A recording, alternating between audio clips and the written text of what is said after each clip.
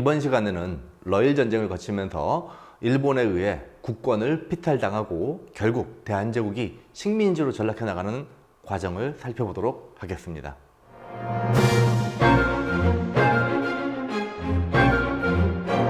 1896년 아간파천 이후에 조선과 만주를 둘러싼 일본과 러시아의 각축전이 보다 더 격화됩니다.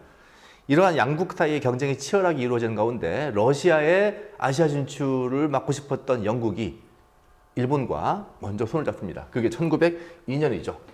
자, 먼저 1902년 제1차 영일동맹을 통해서 영국과 일본이 손을 잡습니다. 공통의 이해관계는 누구에 대한 견제이죠, 그렇죠? 러시아에 대한 견제를 위해서 영국과 일본이 손을 잡으면서 일본은 영국의 식민지였던 인도에 대해서 인정. 그 다음에 영국은 일본에 대해서 너는 조선에 대해서 너네 일본이 좀 더 우위에 있음을 인정이라고 하는 것들을 상호 합의하게 됩니다. 그러한 가운데 1903년 러시아가 압록강 하류에 있었던 용안포라고 하는 것을 조처합니다. 당시 러시아는 이 압록강에 있었던 산림 체벌권, 산림 즉 나무를 베어갈 수 있는 그런 권리들을 확보한다는 명분 하에 압록강 하류에 있는 용안포에 진출하게 되는데, 압록강 하류가 동해인가요, 서해인가요? 서해이죠. 이 용안포를 러시아가 차지한다는 것은 동해 바다 쪽으로 러시아가 진출할 수 있는 항구가 열렸다라고 하는 것을 의미하기 때문에 이것을 계기로 해서 일본과 러시아 사이에 치열한 갈등이 결국은 1904년 러일 전쟁으로 폭발하게 됩니다.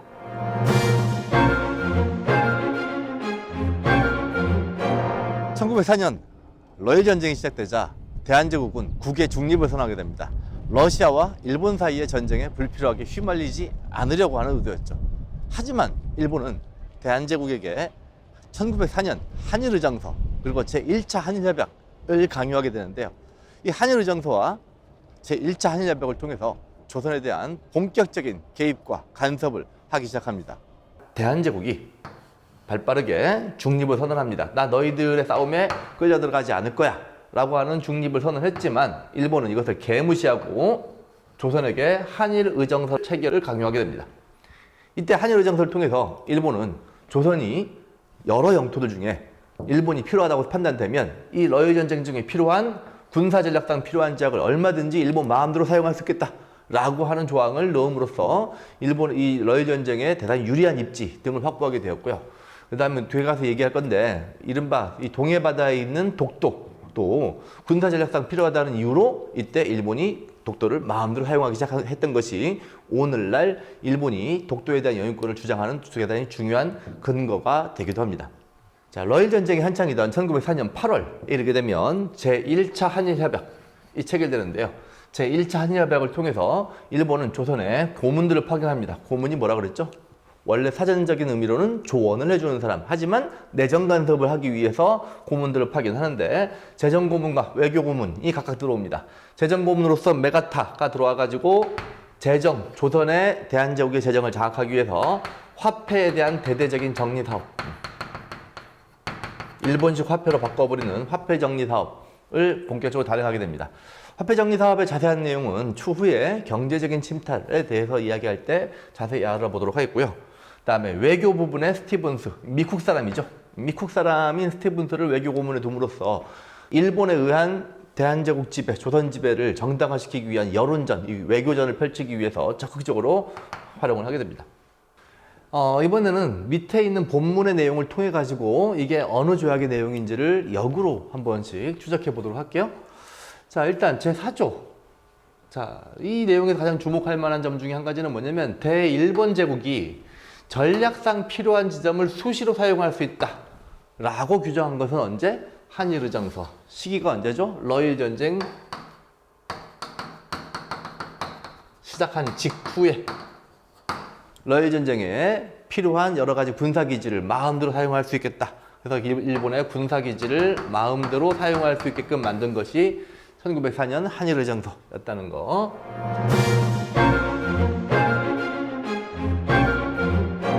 러일 전쟁이 한창이던 1905년 7월에 이르게 되면 일본은 미국과 서로 간에 필리핀에 대한 지배와 조선에 대한 우선수위를 사실상 암묵적으로 승인하는 가스라 테프트 비밀조약을 체결합니다.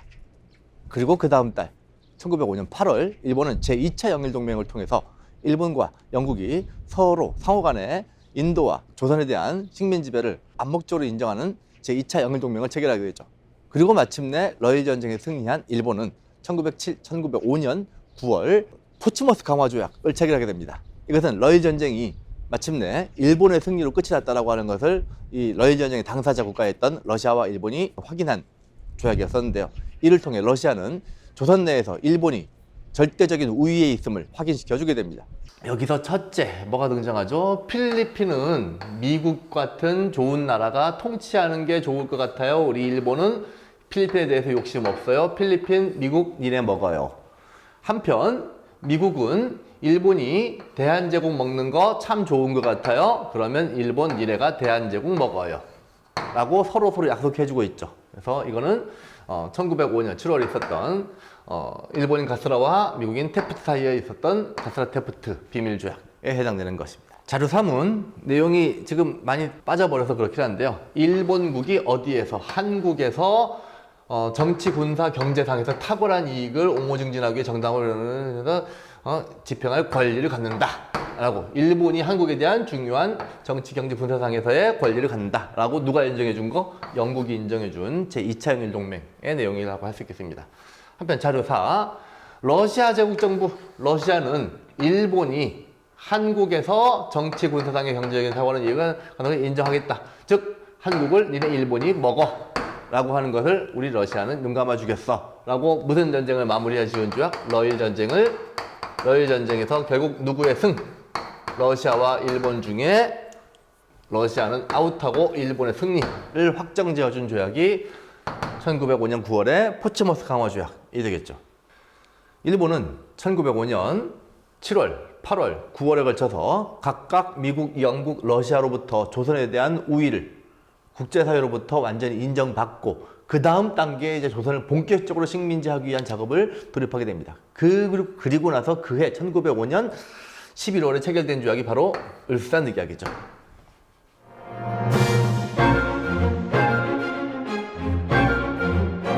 러일 전쟁의 승리를 거둔 일본은 마침내 1905년 11월 이곳 중명전에서 을사늑약을 체결하기에 이르게 됩니다. 본래 을사늑약을 체결하기 위해 국내에 들어왔던 이토 히로부미는 여러 차례에 걸친 회유와 협박을 통해 조약 체결을 요구하였으나 고종이 이것을 거절하자 이른바 을사오적으로 불리워지는 조선 측 대표 5명의 대신들과 더불어 가지고 이곳 덕수궁 중명전에서 제2차 한일협약, 즉 을사늑약을 체결하게 됩니다. 이 조약을 통해 조선은 외교권을 일본에게 완전히 상실해 버리게 되었는데요. 그리고 나서 대한제국은 이제 외국과의 교섭 과정에서 반드시 일본을 거쳐야만 교섭할 수 있는 그런 나라, 즉 사실상의 국권이 상실된 나라로 전락해버리게 됩니다. 조약을 주도했던 이토 히로부미는 이 조약의 체결에 따라 설치되었던 조선 통감부의 제1대 통감으로 임명되었고, 이에 따라 이토 히로부미가 조선의 모든 외교 정책을 좌지우지하는 그런 단계에 이르게 되는 거죠. 한편 일본국 정부는 한국 정부가 일본국 정부의 중개를 거치지 않고서 어떠한 국제적인 성질을 가진 조약이나 약속을 맺지 않을 것을 서로 약속한다. 이 얘기는 뭐죠? 국제적인 성질을 가진 어떤 조약이나 약속은 반드시 누구의 중개를 거쳐야 된다고? 일본국 정부의 중개를 거쳐야 된다. 그러면 한국 정부가 일본국 정부에게 어떤 권리를 뺏긴 걸까요? 그렇죠. 외교권을 박탈당한 거죠. 외교권을 박탈당하고 사실상 일본의 보호국으로 전락해버린 그런 을사늑약, 1905년 11월에 을사늑약의 내용이라고 할 수 있겠습니다. 이러한 을사늑약의 체결에 대해서 당시 대한제국의 백성들은 어떤 반응을 보였을까요? 당시 대한제국의 백성들이 어떠한 저항을 했는지 그 아래에서 알아보도록 하겠습니다. 을사늑약이 체결되자 민영환 선생은 을사늑약의 파기 그리고 을사오적을 처벌할 것을 첨언하는 상소를 올리게 되는데, 이 상소가 제대로 받아들여지지 않습니다. 이에 민영환 선생은 스스로 목숨을 끊음으로써 을사늑약의 부당함을 온 나라에 알리게 됩니다. 민영환 선생은 먼저 을사늑약의 부당함을 주장하면서 스스로 목숨을 끊는 그런 의연함을 보이셨죠. 이 외에도 장지현 선생은 당시 근무하고 있었던 황성신문이라고 하는 곳에 시일야 방성대곡이라고 하는 사설을 싣기도 합니다. 시일야 방성대곡, 시일야, 금일에 이르러, 오늘에 이르러서 방성, 노을 방자 소리 성자죠. 소리를 내어 대곡 크게 통곡하나이다. 이 을사늑약의 체결이 얼마나 부당하고 억울한 일인지에 대한 그런 논설을 씀으로써 일제에 저항을 했고요. 좀 더 과격하게 가신 분들 있죠. 오적암살단. 오적이라 하면 바로 앞서서 언급했던 이완용 등의 을사늑약 체결을 주도했던 친일파 5명의 대신들을 암살하기 위한 단체가 꾸려지게 됩니다. 이 나철 오기호 선생의 이름은 잘 기억을 해둬야 되는 게, 이 양반들이 이때만 오적암살단을 꾸며가지고 반짝 이 어떤 저항을 하고 끝나는 것이 아니고 추후에도 지속적인 독립운동을 전개했던 대단히 중요한 분들이고요. 만주에서의 항일투쟁을 또 지속적으로 전개해 나갔던 중요한 분들이라고 하겠습니다. 그리고 물리적인 방법으로 대대적인 저항을 했던 사람들이 또 있죠. 그 아래쪽에 있는 을사년의 의병입니다. 의병은 이제 두 번째 의병이죠. 을미의병 1895년 단발령에 반발하였던 1895년 을미의병에 뒤이어서 1905년 을사늑약이 체결되자 최익현 선생 1800 몇 년대였더라. 최익현 선생이 등장했던 게 1870년대에 강화도 조약 체결을 앞두고 외놈과 양놈은 똑같으니 강화도 조약을 체결하면 안 된다라고 주장했던 이른바 외양일처론의 그 최익현 선생이 다시 등장해서 본격적으로 의병 활동을 벌이기도 합니다. 하지만 이때 최익현 선생이 의병 활동을 본격적으로 진행하는 가운데 정부군하고 맞닥뜨립니다. 이 대한제국의 관군과 맞닥뜨리자 성리학자시죠. 최익현 선생은 나는 이 나라의 신하로서 임금의 군대와 맞서 싸울 수 없다라고 하면서 관군의 군대에 그냥 투항을 해버리게 됩니다. 근데 최익현 선생을 체포한 관군은 엉뚱하게도 최익현 선생을 일본군에 넘겨주었고요. 일본군은 그를 스시마에 유배하게 됩니다. 자, 스시마에 끌려간 최익현 선생은 일본 놈들이 주는 것은 물 한 모금, 그 다음에 음식 한 조각도 먹을 수 없다라고 끝끝내 단식을 하시면서 결국 스시마에서 돌아가시게 되는데, 조선 선비의 기계를 보여준 그런 사례라고 할 수 있겠습니다.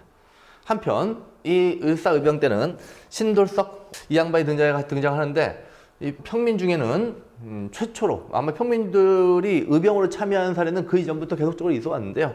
평민 출신의 의병장이 처음 등장한 것은 이때 1905년 을사의병 때 처음 등장했던 것이라고 보시면 되겠습니다. 하지만 이 과정에서 고종은 끝까지 을사늑약의 체결에 서명을 하지 않습니다. 국가 통수권자가 최종적인 조약의 체결을 승인하지 않았기 때문에 이것은 국제법상 무효가 될 수 있겠죠. 이후 고종은 이 을사늑약이 국제법상 무효이다라고 하는 사실을 국제사회 곳곳에 알림으로써 국제사회의 동의를 통해 을사늑약을 무효로 만들기 위한 여러 가지 노력을 기울이게 됩니다. 을사늑약이 체결되자 고종은 미국인 헐버트를 통해 미국에 협조를 요청합니다. 1882년 조미수호 통상조약상의 거중 조정에 따라서 우리가 어려움에 빠졌으니 도움을 달라는 것이었죠. 하지만 고종 황제는 몰랐습니다. 미국이 이미 1905년 가스라테프트 비밀조약을 통하여 일본의 조선의 지배를 사실상 묵인해버린 상태라는 것을 까맣게 몰랐던 거죠. 을사조약에 대한 고종의 무효 선언에 뒤이어서 고종이 헐버트를 통해서 미국의 특사를 파견했죠. 헐버트를 통해서 미국의 특사를 파견했습니다만 그럼에도 불구하고 아무런 답변을 듣지 못합니다. 그러하자 이번에 고종은 네덜란드 헤이그에서 열리고 있었던 만국평화회의에 참여하기 위해서 이상설, 이휘종, 이준 이 세 분의 특사를 저 멀고 먼 네덜란드까지 파견하게 됩니다. 이 세 분 블라디보스토크로 가서 시베리아 횡단 열차를 타고 그 멀리 먼 고생을 하면서 네덜란드 헤이그에 도착을 합니다. 그리고 만국평화회의에 열렸던 그 장에 가가지고 을사늑약의 부당함을, 무효임을 국제사회에 널리 알리고자 갔기 때문인 거죠. 문제는 이 사실이 나중에 일본에 의해서 알려지면서 이걸 계기로 해서 고종을 강제로 퇴위시켜버렸다는 거죠. 그런데 한 가지 짚고 넘어가야 될 것은 이 세 분의 헤이그 특사가 네덜란드 헤이그에 도착했을 때 만국평화회의에 참여했던 세계 열강들은 어떤 나라들이 있었을까요? 아마도 미국, 영국, 러시아, 일본 이런 나라들이 참여했던 회의 장소였을 겁니다. 근데 그 나라들이 다 어떤 나라죠?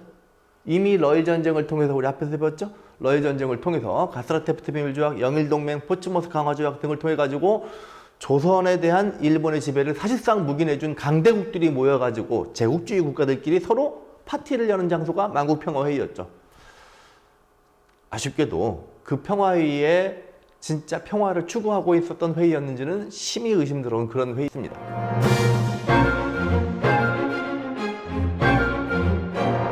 이 사실을 알게 된 조선 통감부는 고종을 강제로 퇴위시켜버립니다. 그리고 마지막 황제 순종을 즉위시키죠. 그리고 일본은 정미칠조약을 통해 조선의 차관을 파견함으로써 더더욱 강력한 내정 간섭을 시작하였고요. 대한제국의 군대마저 해산시켜버려서 조선을 완전히 이빨 빠진 나라로 만들어버리게 됩니다. 제2조에 봤더니 중요한 내용들은 사전에 미리 통감에 승인을 받는다. 조선 통감은 을사늑약 체결된 이후에 조선에 와가지고 조선을 보호국으로 관리 운영하고 있었는데 모든 절차들이라고 하는 것이 통감에 사전 승인이 필요하다고 하는 내용과 무엇보다 결정적으로 통감이 추천한 일본인을 한국의 관리로 임명한다. 한국의 관리 무엇으로? 차관으로 임명하겠다. 라고 하는 이른바 차관에 의한 정치가 본격화되었던 1907년 정미칠조약의 내용이라고 할 수 있겠죠. 한편 정미칠조약이 체결되자 위정척사 사상가들은 다시 한번 의병 활동을 전개하게 됩니다. 이때가 1907년 정민년이죠. 1907년 정민년을 맞이해가지고 1907년에 정미의병을 펼쳐나가게 되는데 그 이전에 을미의병, 을사의병과는 다르게 가장 특이한 점 중에 한 가지는 해산된 군인들, 즉 이때 강제 해산된 대한제국의 군인들이 의병 활동에 참여하기 시작했다는 겁니다. 뭐가 달라졌을까요? 일단 사용하는 무기가 달라졌겠죠. 그리고 제대로 훈련받은 군인들이 여기 참여함으로써 의병 활동에 훨씬 더 효율적으로 훨씬 더 강력한 힘을 발휘할 수 있었겠죠. 자, 이때 이렇게 해산군인까지 합류함으로써 훨씬 더 덩치를 키운 정미의병은 이인영 선생, 허위 선생을 대장으로 해서 13도 창의군, 전국에 있는 13도, 아간파천 시기에 우리가 지방행정구역이 13도로 개편된 바 있습니다. 그러니까 전국 전체에 걸친 의병 군대가 만들어져서 서울을 우리 힘으로 직접 되찾기 위한 서울 진공작전을 펼칩니다. 그래서 동대문 밖 30리까지 이 13도 창의군이 진격해가지고 일본과의 격전을 벌리다가 결국 제대로 못하고 후퇴해버리게 됩니다. 한편 이때 이인영 선생은 이 13도 창의군을 만들고 서울 진공작전을 펼치는 과정에서 각국의 공사관에 우리는 국제법상의 교전단체이니 이것을 인정해달라라고 얘기합니다. 국제법상의 교전단체라고 하는 게 무슨 말이냐? 현재 대한제국은 군대가 없죠. 군대가 없는 나라가 돼버렸어요. 일본에 의해서 해산돼 버렸으니까. 그러면 대한제국이 군대가 없는 나라인데 군대가 있죠. 누가 대한제국의 군대인가요? 우리 정미의병이 대한제국의 군대이니 우리를 대한제국의 국제법상의 교전단체로 인정해달라라고 하는 것이고, 자, 이것은 곧 우리는 대한제국의 군대로서 일본 군대와 맞서 싸우겠다라고 하는 의미이겠죠. 그러면 우리 대한제국의 군대와 일본 군 사이에 벌어지는 전투이기 때문에 이건 단순한 전투가 아니고 무엇인가요? 전쟁이죠. 그래서 특히 1907년의 정미의병은 의병 전쟁의 수준으로까지 그 전쟁의 규모가 보다 더 확대된 그런 의병이라고 할 수 있겠습니다.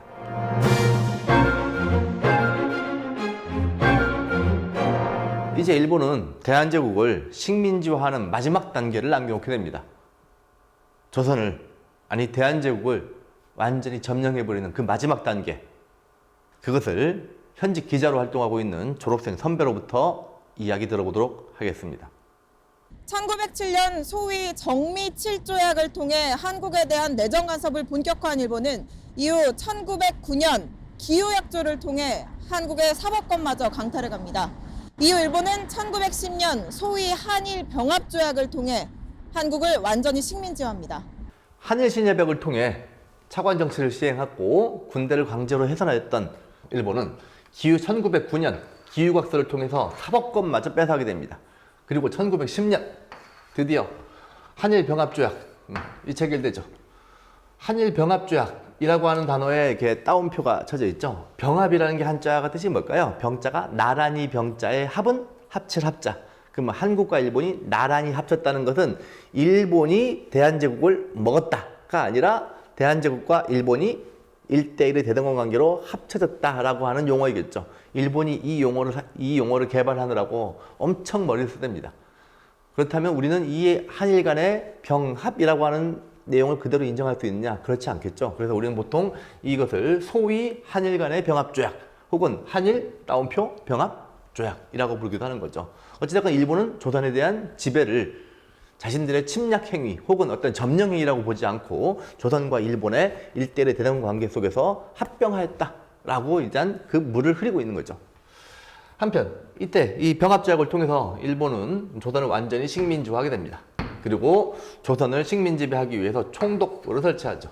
우리 앞서서 을사늑약을 통해 가지고 조선을 보호국으로 만들기 위해서 통감부를 설치했죠. 이토 히로부미가 제1대 통감으로 임명된 바 있었는데요. 을사늑약을 통해서 보호국으로 만들기 위해서 통감부를 설치했다면 이번에 식민지배를 하기 위해서는 총독부를 설치합니다. 그래서 일본의 육군 군인 출신이었던 데라우치라고 하는 사람이 제1대 총독으로 임명돼서 옵니다. 이때 군인 출신의 총독이 정말 무지막지한 권한을 휘두르면서 조선에 대해서 막강한 무단 통치를 행하게 되는데 살벌하게 조선인들을 억누르고 짓밟았다는 거죠. 이른바 헌병경찰로 불려지는 강력한 물리력을 동원해가지고 조선인들의 숨도 못 쉬게끔 아주 강력한 식민 통치를 이제 본격적으로 전개해 나가게 됩니다. 한국병합에 관련 조약, 이른바 소위 한일병합에 관련된 조약이죠. 그렇죠? 자, 여기 보면 한국의 황제 폐하, 아유, 이 와중에 또 폐하라는 용어가 있었네요. 그렇죠?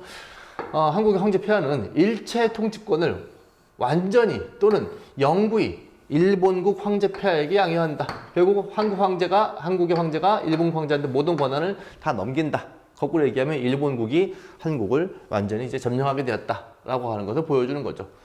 완전히 한국을 일본에 병합하는 것을 승낙한다. 라고 하는 거.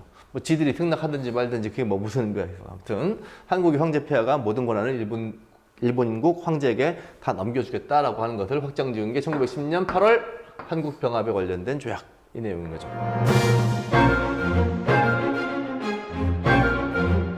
이번에는 을사늑약과 소위 한일병합조약을 통해 우리의 국권을 상실돼 나가는 과정에서 우리 민족은 어떻게 저항했는지 알아보도록 하겠습니다. 크게 첫 번째는 애국개몽운동, 두 번째는 의병운동, 이 두 가지 방향으로의 국권을 지키기 위한 국권 수호운동에 대해서 알아볼 텐데요. 일단 애국개몽운동의 정의부터 내리고 시작을 해볼 텐데요. 애국개몽운동이란 대개 시기가 언제냐? 바로 이 을사늑약의 체결을 전후로 해서 을사늑약을 전후로 목적이 뭐죠? 국권을 회복하기 위한 거예요. 상실돼 나가는 국권을 회복하기 위해서 을사늑약을 전후로 국권을 회복하기 위해 뭘 할 거냐? 그럼 방법은 뭐냐? 목표는 국권 회복. 방법은 뭐냐? 방법은 민족의 실력을 양성하기 위해서 노력하겠다라고 하는 운동이 애국개몽운동입니다. 자, 다시 정리하자면 애국개몽운동이란 1905년 을사늑약을 전후로 해서 우리의 국권을 잃어가고 있으니까 목표 국권 회복, 어떻게? 방법상으로는 실력의 양성을 하기 위한 노력이 애국개몽운동이라고 할 수 있을 텐데요. 이때 실력을 양성한다라고 하는 것의 핵심은 우리가 기본적으로 무엇을 통해서 우리의 실력을 양성할 수 있느냐, 크게 두 가지 부분에 중점을 둡니다. 교육, 그 다음에 산업, 그리고 한 가지 더 있네요. 언론 등을 통해 가지고 우리 민족의 실력을 양성함으로써 국권을 되찾아올 수 있다라고 하는 건데, 여기서 한 가지 주목할 만한 점은 이 실력 양성을 통한 국권 회복 운동으로서의 애국개몽 운동이 왜 이렇게 실력 양성에 집중을 하느냐? 여기에는 한 가지 딜레마가 있습니다. 영국 사람 스펜서가 주장을 한 건데요. 뭐라고 주장하냐면 진화론을 주장합니다. 진화론은 스펜서가 아니라 누구였더라? 찰스 다윈이죠. 그렇죠? 찰스 다윈의 진화론은 이 생태계 내에서의 무한 경쟁, 그걸 통해서 약육강식, 그 다음에 적자생존의 논리를 보여줬던 것이 찰스 다윈의 진화론이었는데요. 영국의 사회학자였던 스펜서는 이 생물학에서 사용되고 있었던 진화론의 개념을 인간 사회에 적용을 한 이른바 사회진화론이라고 하는 개념을 만듭니다. 이 사회진화론에 따르자면 그야말로 무엇을 통해서 인간 사회가 발전해 왔냐면 생태계에 존재하고 있는 약육강식, 그 다음에 또 뭐가 있죠? 적자생존, 강한 자만이 살아남는다 라고 하는 논리가 똑같이 인간 사회에도 적용된다라고 하는 논리죠. 이쯤에서 한 가지 살짝 눈치채지는 게 있죠. 강한 자만이 살아남는 인간 세계, 그리고 강한 자가 약한 자를 먹어도 그게 너무나 당연한 세계. 무엇을 정당화할까요? 바로 스펜서의 사회진화론은 지금 현재 스펜서가 영국 출신이죠. 영국을 대표로 하고 있었던 제국주의 국가들의 식민지 지배를 정당화하는 그러한 논리로 사용됩니다. 자, 그러면 니네 식민지 너희 놈들이 우리 제국주의의 지배를 받지 않으려면 어떻게 해야 되는 거냐? 너희들도 센 놈이 되면 돼. 너희들도 강자가 되면 돼. 그 얘기는 즉슨 약하니까 먹히는 거다 라고 하는 논리이기 때문에 반대로 식민지배에서 벗어나기 위해서는 우리의 힘을 키우면 된다는 거죠. 우리의 힘을 키운다. 이걸 한자로 조금 있어 보이게 얘기한 게 뭔가요? 실력 양성이죠. 자, 여기서 한 가지 딜레마가 생깁니다. 이 애국개몽 운동을 했던 분들은 기본적으로 당시 이 근대 서구권의 문물에 대해서 대단히 호감을 가지고 있었죠. 그래서 근대 서구권의 문물과 혹은 그들의 사상에 대해서 대단히 큰 호감을 가지면서 그들의 주요한 사상적 논리 중에 하나였던 사회진화론을 별로 비판적으로 수용하지 않고 무비판적으로 수용하는 경향이 있었습니다. 그래서 우리의 지금 일제로부터 우리가 지배당하는 것은 어쩌면 당연한 거다. 왜? 우리가 힘이 없으니까. 그럼 우리가 일제로부터 국권을 되찾기 위해서는 어떻게 해야 될 거냐? 우리의 힘을 늘리는 것, 즉 교육과 산업과 언론 활동을 통해서 우리의 실력을 양성하는 것이 일제로부터 우리의 국권을 회복하는 것이다라고 하는 논리를 펼치게 되는 거죠. 이게 약간 아이러니죠. 제국주의 국가의 침략 때문에 식민지로 전락하고 있는 식민지 민중들이 그것을 벗어나기 위한 방법으로 쓴 논리가 제국주의의 식민지배를 정당화했던 논리를 갖다가 차용했다는 것은 아이러니라고 하겠죠. 이거 관련된 얘기는 추후에 다시 또 진행하도록 하겠습니다. 자, 그렇다면 애국개몽 운동의 구체적인 사례들이 무엇이 있느냐를 살펴볼 텐데요. 가장 먼저 보안회가 있습니다. 1904년 보안회. 당시 일본이 우리에게 너희 황무지 쓸모없지 않니? 그 쓸모없는 황무지, 니네가 사실상 버려두고 있는 황무지를 자기들이 개간하겠다고 요구해옵니다. 일본이. 사실은 이게 지금 1904년이면 어떤 사건을 전후로 해서 벌어지는 건가요? 그렇죠? 앞에서 배웠던 러일 전쟁을 전후로 해서 벌어지는 거죠. 이것 역시 일본이 무엇을 하기 위해서 조선에 대한 영토를 확장하기 위한 어떤 조선에 대한 이 지배를 확대하기 위한 그런 조치로서 황무지 개간권을 요구해왔던 것이 이 보안회라고 하는 애국개몽 단체가 만들어져 가지고 열심히 이것을 저지하는 데 성공을 거둔 그런 케이스라고 할 수 있겠죠. 이것은 과거에 어떤 단체가 이 비슷한 활동을 했었냐면 독립협회. 독립협회가 무슨 활동을 했었냐면 이권을 지키기 위한, 경제적인 이권을 지키기 위한 이권 수호 운동을 벌였었고 어떤 그 맥락이 1904년 보안회로 이어지고 있다라고 볼 수 있는 거겠죠. 한편 두 번째 헌정연구회가 있습니다. 1905년에 등장했던 헌정연구회는 기본적으로 과거 독립협회가 지향했던 무엇을 공식적으로 지향하냐면 입헌군주제를 공식적으로 지향합니다. 자, 그것을 통해서 헌정연구회는 1898년 12월에 강제로 해산돼 버렸던 독립협회가 이루지 못했던 꿈, 입헌군주제라고 하는 걸 실현하기 위한 노력을 1905년에 다시 한번 쭉 이어나가는 거죠. 그럼 이 헌정연구회 역시 독립협회와 그 맥락을 같이 한다고 할 수 있겠죠. 독립협회가 뭘 했던 어떤 노력? 입헌정치. 입헌적인 중추원 설립을 통해서 의회를 만들어 보겠다 등등등 하는 그런 입헌정치의 전통이 헌정연구회로 이어지고 있다라고 보시면 될 거고요. 헌정연구회가 강제로 해산돼 버린 다음에 그게 대한자강회로 이어집니다. 대한자강회를 통해 가지고 이런 입헌군주와 관련된 더 많은 고민들과 노력들이 전개되는 가운데 이 대한자강회가 고종의 강제 퇴위에 대해서 반대 운동을 벌이다가 또 강제 해산돼 버리고 합니다. 그리고 와서 대한자강회 전통은 대한협회로 이어지게 되는데, 이 단체는 뭐 초반에는 여러 가지 뭐 교육 부분, 다음에 뭐 산업 부분 등에 걸쳐가지고 활동을 되게 활발하게 열심히 전개하게 되는데, 나중에 1908년, 9년, 10년 넘어가면서부터 점점 힘이 빠집니다. 아, 이게 우리가 한다고 되는 게 아니구나, 국권이 회복되는 게 아니구나라고 생각하는 사람들이 점점점 많아지면서 어떻게 될까요? 그렇죠. 상당수가 나중에 친일화돼 버리는 그런 결과를 가져오게 됩니다. 안타까운 부분이고요. 자, 그 다음 우리 애국계 모운동 단체 중에서 가장 주목해볼 만한 신민회에 대해서 알아보고 있습니다. 신민회. 자, 신민회 화면 이쪽으로 갈게요. 애국계 모운동 단체 중에서 가장 주목할 만했던, 그리고 가장 활발했던, 그리고 가장 큰 대규모로 활동했던 신민회는 크게 두 가지 부분으로 나눠가지고 활동을 전개해 나가는데, 일단 실력 양성, 그다음에 무장투쟁이라고 하는 양대 부분에 걸쳐서 활동을 전개해 나가게 됩니다. 신민회는 그 활동에 참여했던 여러 가지 분들, 이를테면 도산 안창호 선생이라든지 아니면 이성훈 선생이라든지 등등등, 그리고 이회영 선생도 있네요.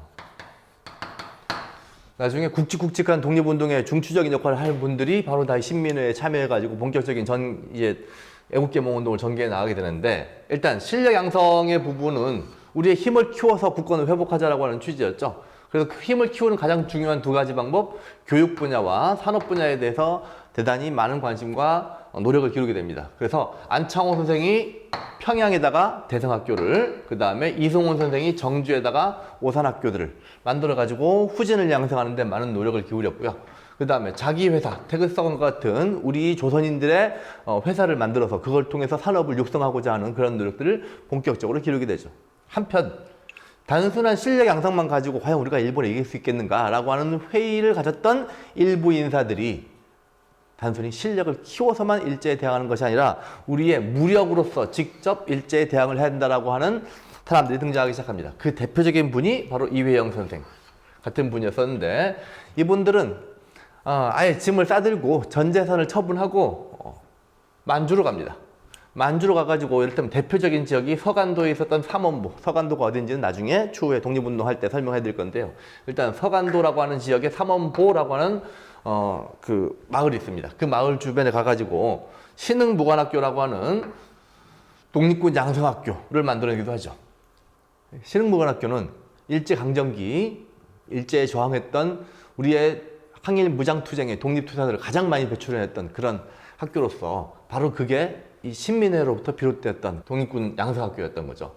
한편 이 신민회 활동은 결국 1910년 전후해가지고 백오인 사건이라고 하는 사건, 즉 이 신민회가 조선 총독을 암살하려고 했다라고 하는 사건을 조작해가지고 105명을 체포하는 사건이 벌어지는데, 이때 이 과정에서 조직의 중추 인물들이 대거 체포되고 실형을 받는 과정에서 강제로 해산돼 버리고 합니다. 신민회 활동이 그만큼 또 중요한 이유는요, 실력 양성이면 실력 양성, 그 다음에 무장투쟁이면 무장투쟁, 각각의 부분별로 나중에 일제강점기 동안 우리의 민족의 실력을 양성하기 위한 운동으로, 그리고 우리의 항일 무장 투쟁으로 점점 그 영역을 확대해 나가고, 그 다음에 줄기차게 일제에 대한 저항을 놓지 않았던 그 수많은 독립투사들의 활동이라고 하는 것이 결국은 이 신민회에서 나타났던 두 가지 부분의 운동이 추후 식민지 시기에도 지속되었다는 점에서 큰 의미가 있다 하겠습니다.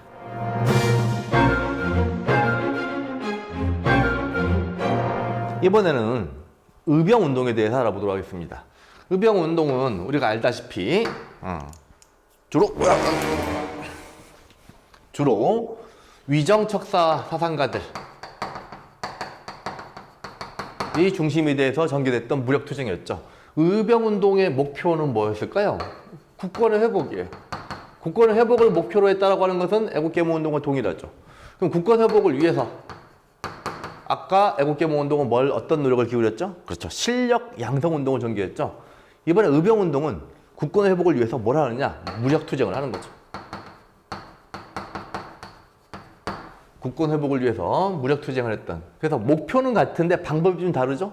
애국계몽운동은 실력 양성을 통해서, 의병운동은 무력투쟁을 통해서 국권을 회복하고자 하는 그런 노력이었다라고 보시면 되는데, 의병운동이 총 3번이죠. 1895년 을미의병, 1905년 을사의병, 1907년 정미의병. 총 3차례에 걸쳐서 의병 활동이 전개됩니다. 먼저 1895년의 을미의병은 이미 알고 있었지만 가장 중요한 원인은 단발령 SC, 그리고 그 앞서서 진행되었던 중전 민씨에 대한 시해 사건을 계기로 해서 유인석, 이소홍 등이 일으켰던 최초의 의병.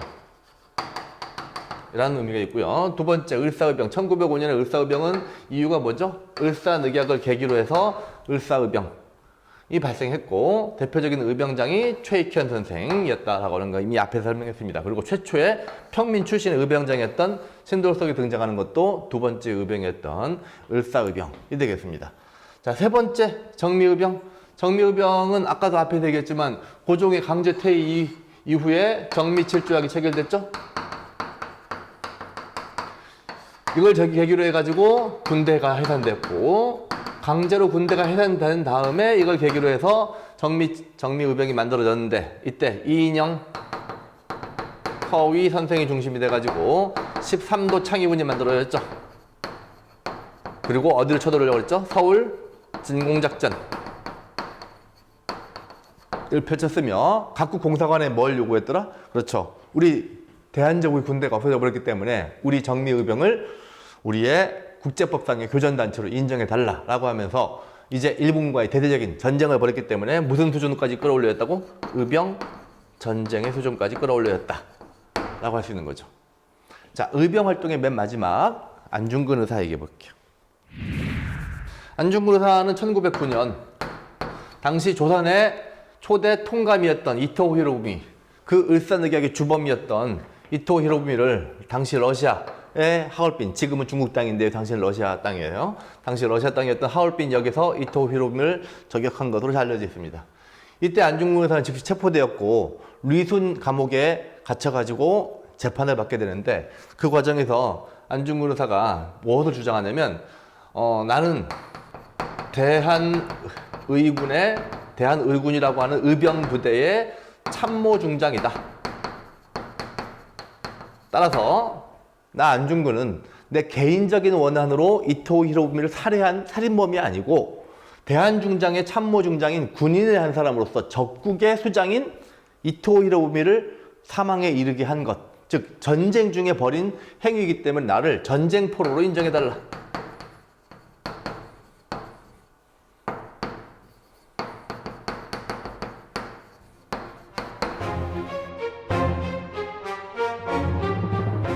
이제 그러면 애국계모운동과 의병운동에 대해서 마지막 정리를 한번 해볼게요. 애국계모운동과 의병운동의 공통의 목표가 뭐죠? 국권의 회복이죠. 국권을 회복하겠다. 이것도 국권의 회복. 그럼 국권을 회복하기 위해서 무엇을 할 거냐? 실력을 양성함으로써. 자, 목표는 국권의 회복, 방법은 실력 양성. 근데 의병운동 목표가 뭐죠? 무력투쟁이죠. 자, 이런 차이가 있다는 거. 기본적으로 의병운동은 앞서서 어떤 사상을 개성하고 있죠? 위정척사 사상을 개성하고 있죠. 그럼 애국계몽운동은 먼저 앞서서 어떤 사상을 개성하고 있을까요? 앞서서 잠깐 얘기했지만 대한자강회, 그 다음에 뭐 대한협회로 이어지고 있는 헌정연구회, 대한자강회, 그 다음에 독립협회로 이어지고 있는 이 단체들이 입헌군주제를 지향하고 있죠. 그런 것들은 기본적으로 앞에서 어떤 단체가 노력해왔던 거더라? 그렇죠. 독립협회. 가 주장했던 바들이 실현된 거고, 독립협회에 참여했던 서재필, 윤치호 등의 면면을 살펴보자면 사실 독립협회는 또 그 더 위로 거슬러 올라가 보면 바로 급진기합파에 그 뿌리를 두고 있죠. 그럼 급진기합파가 독립협회로, 독립협회가 다시 애국계몽운동으로 이렇게 변화하고 발전하고 있다는 걸, 위정척사운동은 이제 의병운동으로 각각 변화하고 있다라고 하는 차이를 보여주고 있는 거고요. 그리고 사실 이거 많이 잘 알려지지 않은 사실이긴 한데요. 애국계몽운동 하셨던 분들이랑 의병운동 하셨던 분들이랑 서로 너무 무시하는 경향이 컸습니다. 기본적으로 이 양반들은 일단 서구 열강에 대해서, 서구 열강의 침략적인 태도에 대해서 엄청나게 분노하고 반대하는 태도를 보였던 거에 보자면, 애국계몽운동 하셨던 분들은 서구 침략을 어쩔 수 없지만 그것을 극복하기 위한 방법은 뭘 거냐, 그리고 근대 문물을 어떻게 받아들일 거냐를 고민하셨던 분들이라서 이 양측 사이의 갈등은 그렇게 아주 간단한 문제는 아니었고요. 어떻게 국권을 회복할 것인가에 대한 논리적인 차이라고 하는 것은 우리가 식민지 시기 동안 독립운동 세력 내에서 여러 가지 많은 갈등과 그 다음에 충돌을 만들어내게 되는 중요한 원인이 되기도 합니다. 애국계몽운동은 전반적으로 어떤 논리의 영향을 받았다고 그랬죠? 사회진화로 영향받았다고 그랬죠? 스펜서의 사회진화론. 그로 인해 가지고 사회진화론 자체가 뭘 정당화시킨다고요? 제국주의 국가들의 식민 지배를 정당화시키는 논리라고 그랬죠. 그래서 어쩌면 제국주의에 의한 조선 지배를 어느 정도 수긍하는 그런 면모를 보여주기도 합니다. 어쩔 수 없이 지배받는 건 당연한 거야. 하지만 이걸 극복하기 위해서 실력을 양성해서 되찾아오자 우리의 국권을, 뭐 이런 식의 논리를 전개한다는 거죠.